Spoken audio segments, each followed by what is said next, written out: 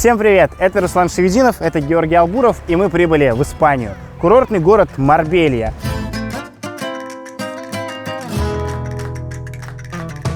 Приехали мы сюда не для того, чтобы гулять по белоснежным пляжам или греться под палящим испанским солнцем. Приехали мы сюда с одной важной миссией. Для того, чтобы рассказать и показать вам о депутате, который продолжает вести свой роскошный образ жизни даже сейчас, на фоне войны. Ну, знаете, такая классическая картина, все ее много раз видели. Включайте телевизор, а из него какая-то очень довольная и очень богатая пропутинская морда рассказывает, как же вам надо родину любить, какой ужасный Запад, и как вам непременно надо ехать убивать и умирать на никому не нужную войну. И вот мы прибыли сюда, в Испанию, где все это сложилось в одну историю, о которой сегодня и поговорим. Жор, а что ты думаешь по поводу того, что женщин нужно призывать в армию и отправлять на войну? Что? Ну, как ты считаешь, присоединение Сербии к России в Белградскую область – это хорошая инициатива? Типа как сербский автономный округ? Типа того. А может быть, что-то про нацистов в Украине хочешь услышать? Прости, пожалуйста, что ты вообще несешь? Вот тебе кажется, что я сошел с ума или под препаратами какими-то. А это я все цитирую инициативы настоящего депутата Госдумы, человека, который придумывает россиянам законы, по которым нам всем надо жить. Алексей Чепа. Скорее всего, имя такое раньше вы не слышали. Америке выгодно столкнуть два братских народа – Россия и Украина. Сидит уже 12 лет в кресле депутата Государственной Думы, представляет там обнищавшие регионы – Вологодскую, Новгородскую, Костромскую, Тверскую и Смоленскую области. Но до регионов ему нет, конечно, никакого дела. Чепа, он про бизнес. Он вел дела с оружейным бароном Гайдмаком, которого судили французские власти за поставку оружия в Африку. Он открывал лакшери-заведения в элитном районе Лондона с известным ресторатором Аркадием Новиковым. И даже запускал в США телеканалы «Ностальгия» и «Русский мир». Здравствуйте! Пришло время русского мира в этом выпуске. С Россией в сердце первый международный русофильский собор состоялся в Болгарии. В общем, сидит депутат Чепа в Госдуме, чтобы решать там свои бизнес-вопросики. И он точно знает золотое правило. Люби Путина громче всех, восхваляй войну, и будет тебе счастье. А мы любим выводить этих чиновников на чистую воду. Как и следовало ожидать, наш сегодняшний герой оказался не только большим любителем войны, но и не меньшим любителем вилл в Испании, квартир в Лондоне и Америке и бизнеса в Европе. Я бываю здесь часто. Я очень рад, естественно, приезжать сюда. Руслан, ты никого здесь рядом с нами случайно не замечаешь? Ты о чем или о ком? Проблема в том, что вообще этого никто не замечает. Рядом с нами стоит гигантский слон, которого зовут санкции, которые не работают. Дело в том, что российские чиновники, они так устроены, что они не записывают ничего на себя лично. Они записывают на детей, на жен, на любовниц, на тещ, на друзей, на кого угодно, кроме себя лично.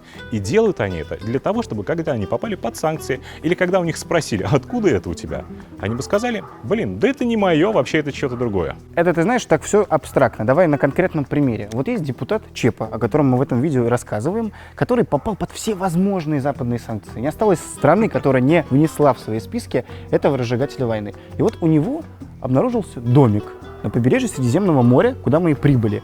Но домик почему-то по-прежнему не арестован, несмотря на то, что на сам Чепа под списками. Потому что хитрый депутат Чепа записал этот дом, нельзя это назвать домиком, здесь гектар земли и больше 1000 квадратов сам дом.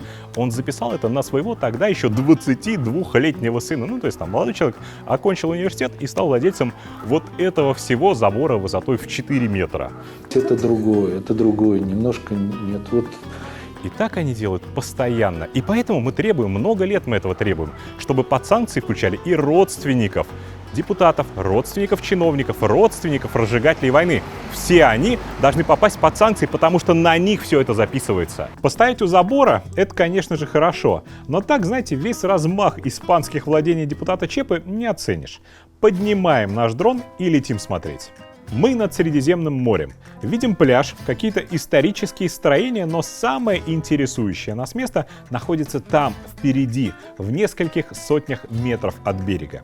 Подлетим поближе. Вот тут, среди густых деревьев, и укрылся испанский гектар Чепы. Я не преувеличиваю, площадь участка 10 725 квадратных метров. В углу участка есть даже спортивная площадка с полноразмерным теннисным кортом. В центре этого грандиозного участка расположилась соответствующая вилла. В ней 2 этажа, а общая площадь здания 1122 квадратных метра. При этом второй этаж представляет из себя практически одну большую террасу. На первом этаже виллы находится гостиная, столовая, библиотека, 3 спальни и игровая комната. На втором этаже гостиная с 2 спальнями. В доме есть отдельная 35-метровая часть для охраны. В ней своя кухня-столовая, спальня и туалет. На участке много строений поменьше. Видим 2 складских строения на 40 и 20 метров. У ворот видно 100-метровое здание парковки. Рядом за деревьями еще один склад на 214 метров. С другой стороны участка виднеется 180-метровый гостевой дом, а перед ним, окруженный лежаками, бассейн площадью 95 квадратных метров. Общая стоимость этого испанского имения большого поклонника войны депутата Чепы около 15 миллионов евро или 1,5 миллиарда рублей. А записали его на 22-летнего сына депутата Чепы, который под санкциями до сих пор не находится. А знаешь, что меня больше всего поразило? Давайте вместе посмотрим еще раз. Вот кусочек пролета над домом. Обратите внимание, как все ухожено. Бассейн заполнен лазурной водой. Газон и растения идеально подстрижены. Цветы на балконе политы. Сам дом открыт, даже вон на столе что-то стоит. В общем, жизнь кипит. А на дворе, на минуточку, 2-й год войны. И эта испанская вилла принадлежит человеку, который приложил очень много усилий к тому, чтобы эта война вообще началась. Он приложил руку к гибели сотен тысяч людей. А за его испанским домом прямо сейчас ухаживают. В нем работают люди, да я больше вам скажу. Семья Чепы не то что планирует сюда вернуться после войны, она прямо сейчас там живет. Посмотрите, что нам удалось снять. А? Частная территория. Да, мы же не заходим внутрь. Нет, дело в том, что я знаю, тут хозяйка, она запрещает мне снимать вот этот Да? участок. А кто хозяйка? Поэтому мы и не заходим внутрь. Хозяйка. Русские хозяева? Русская хозяйка. Она тут? Так может она скажет нам, можно, нельзя. Может быть, она сейчас выехала, не знаю, здесь она сейчас на данном нет. Ребята, вы не знаете, кто здесь живет.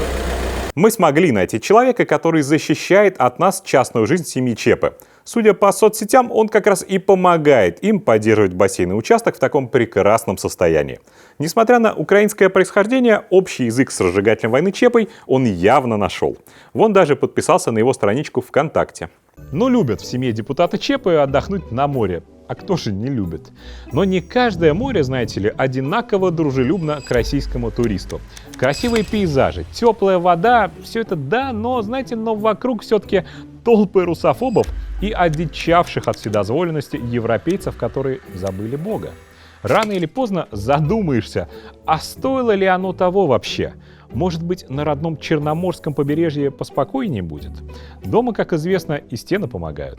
Но то ли риэлтор оказался мошенником, то ли сын Аболтус все перепутал, но черноморскую недвижимость купили не под Новороссийском и даже не под Адлером, а на совсем другой стороне Черного моря, в Болгарии, в логове Евросоюза и НАТО. Это, конечно, во многом катастрофа. На всякий случай решили ее хорошенько припрятать. Схема владения, уверен, вызвала у болгар огромное восхищение. Сын Чепы, Даниил, опять-таки в 22 года, зарегистрировал на себя офшор из Белиза. На офшор из Белиза записал офшор с Кипра, а на офшор с Кипра записал болгарскую компанию. А вот уже на нее он оформил вот это красивое офисное здание в городе София, столице Болгарии. Здание площадью 19 тысяч квадратных метров состоит из 19 этажей. Интерьеры выполнены, разумеется, не в стиле вологодской купеческой усадьбы, а, как указано на сайте, в современном итальянском стиле. К зданию прилагается парковка на 350 машиномест. Стоимость офисного центра 10 миллионов евро или 1 миллиард рублей. Мы могли бы сделать гораздо больше, если бы нам дали бы такую возможность. Ну и как не обратить внимание на вот эту замечательную деталь из болгарских документов юного сына Чепы? Оказывается, он постоянный житель Великобритании. как и вся их семья. Вот его сестра, 36-летняя Анастасия Чепа, тоже резидент Великобритании. Живет в собственной квартире за 1 миллион фунтов. Это 120 миллионов рублей. В самом центре Лондона, в 200 метрах от Букингемского дворца. Поселиться в центре загнивающей Европы решили давно, еще в 2006 году. Тогда наш Чепа купил эту квартиру, оформив на себя и тогда еще 19-летнюю дочь Анастасию. А в 2013 году избавился от лондонской недвижимости. Ну, как избавился? Просто переписал на свою дочь, которая владеет квартирой до сих пор. А знаете, какую страну Чепа ненавидит еще больше, чем любую европейскую державу? США. Там, по его словам, секретные биолаборатории. Деятельность лабораторий по созданию исследования биологического оружия направлена непосредственно, в первую очередь, против России. Там такие враги, что россиянам надо от греха подальше запретить участвовать в лотерее на грин-карту. Ну, чтобы не могли они в эти бездуховные штаты поехать. Американская пропаганда раздувала миф о российской угрозе. Настоящий виновник войны, тоже по версии Чепы, не Путин, а Америка. Америке выгодно столкнуть два братских народа. В 2010 году до избрания в Госдуму Чепа за $2,5 миллиона купил квартиру в Майами, в престижной высотке с бассейном на берегу океана. В декларации депутат зарубежную недвижимость почему-то не указывал, а когда обман вскрылся, то он просто переписал американскую квартиру на племянницу, которая провладела квартирой до недавнего времени. Так что, видимо, в ненависти к Америке кроется какая-то личная обида. Может быть, морепродукты ему в Майами не свежие подали, или бассейн слишком холодный вместе с квартирой продали ему. Казалось бы, можно было бы уже понять, как это работает. Российские чиновники хитрые.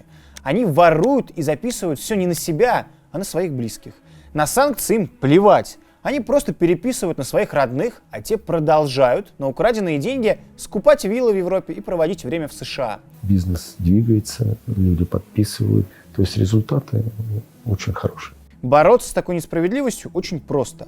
Под санкции должны попадать не только чиновники с олигархами, но и их окружение. Будь то дети, племянники, зятья, сватья, без разницы. Прецеденты, кстати, уже есть, и они очень показательные. В Великобритании у 26-летней падчерицы Сергея Лаврова нашлась квартира за $500 миллиарда рублей. И после общественного давления, после пикетов с требованием санкций, все сработало. И квартира, и падчерица отправились под санкции. Яхта Алишера Усманова под названием «Дильбар» — это, между прочим, одна из самых больших яхт в мире. Она оказалась записана на его сестру, никаких проблем. И яхта, и сестра вместе отправились под санкции. Ну, очень жаль. Главный советник Путина по ракетам Борис Обносов, он записал многомиллионное имущество в Чехии на зятя. Решение снова оказалось простым. После нашего расследования и зятя, и все его имущество тоже отправили под санкции.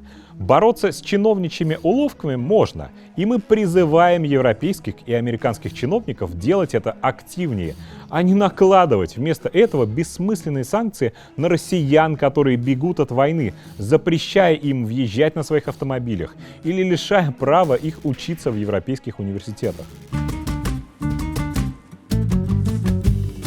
Но ты знаешь, помимо истории с неработающими санкциями, эта история еще как раз про то, как работает на самом деле все в сегодняшней России. Вот ты депутат Государственной Думы, воруешь миллионами, голосуешь за мобилизацию, отправляешь на войну чужих сыновей, детей каждый день. Они там умирают непонятно ради чего.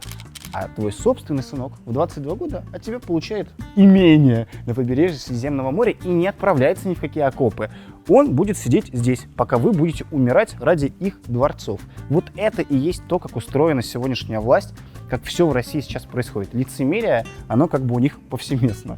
И пока депутат Чепа и его коллеги по Государственной Думе каждый вечер с экранов федеральных телеканалов рассказывают нам о патриотизме и о защите этих мнимых традиционных ценностей, сын нашего сегодняшнего героя действительно занимается их защитой. Это классная история, спасибо, что напомнил.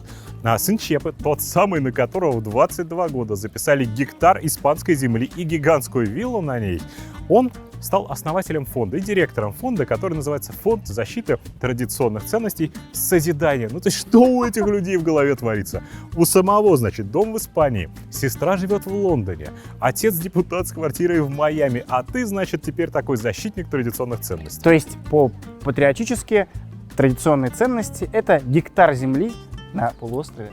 Так получается, мы очень не соответствуем традиционным ценностям в понимании Владимира Путина. Получается так. Депутат Чепа, он просто яркий, ярчайший пример путинского депутата образца 2023 года. Кто бы этого не хотел бы, как бы этого не хотели бы, но это факт. С удовольствием рассказывает нам о вражеском Западе, который должен быть уничтожен. Это факт. Но недвижимость у него, конечно, именно там. США, Испания, Великобритания, Болгария. Именно там у патриотичного Чепа и его семейки особняки, квартиры, здания. Потерять свой роскошный образ жизни для Чепы и ему подобных – вещь довольно страшная.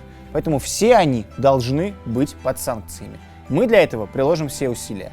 Поддержите нашу работу. Такие расследования и юридическая работа, которая следует после них, невозможны без вашей поддержки. Вы можете оформить пожертвование, регулярное или одноразовое, перейдя по ссылке на ваших экранах. Свободу Алексею Навальному. Нет войне.